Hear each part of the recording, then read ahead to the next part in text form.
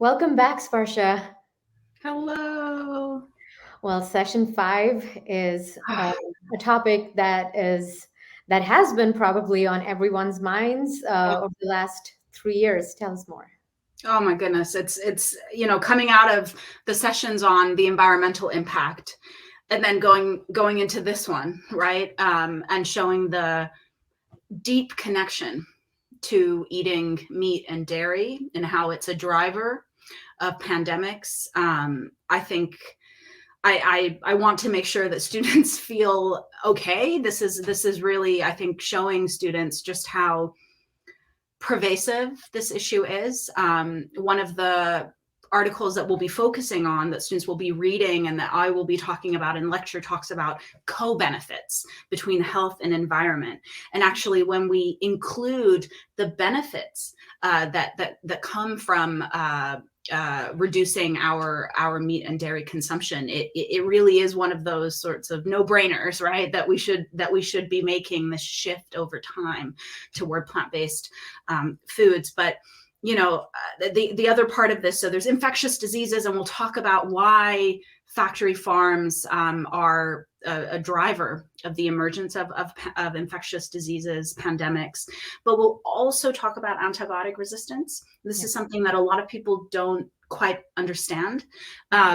I think by now what we have a very good sense of is that doctors should not be over prescribing antibiotics. I think that has entered kind of the mainstream now. We sort of know that we shouldn't be taking antibiotics when we don't need it, because it can lead to the emergence of these strains of bacteria that we can't treat, that used to kill people.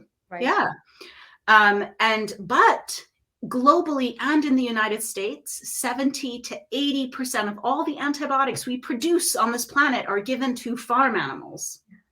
And it's not to treat anything. It's preventative, because they live in filth, in tight conditions. And it's also to fatten them up with water, so they weigh more. By 2050, the WHO is predicting that 10 million people will die per year from antibiotic-resistant strains of bacteria. Doctors are terrified. What happens when our antibiotics don't work any longer? Factory farms, one of the main reasons why. Wow. These are shocking statistics.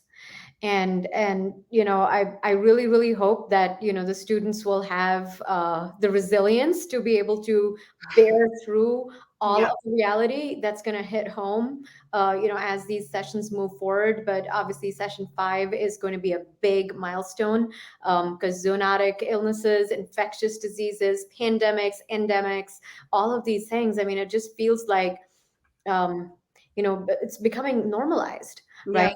We were all petrified and locked up inside our homes 2 years ago, and now people don't even think about it. The media is not talking enough about the continued rate of hospitalizations, and I hear that there's a new Omicron, a variant of the Omicron, so there's a mutation on top of that mutation, and we've lost count.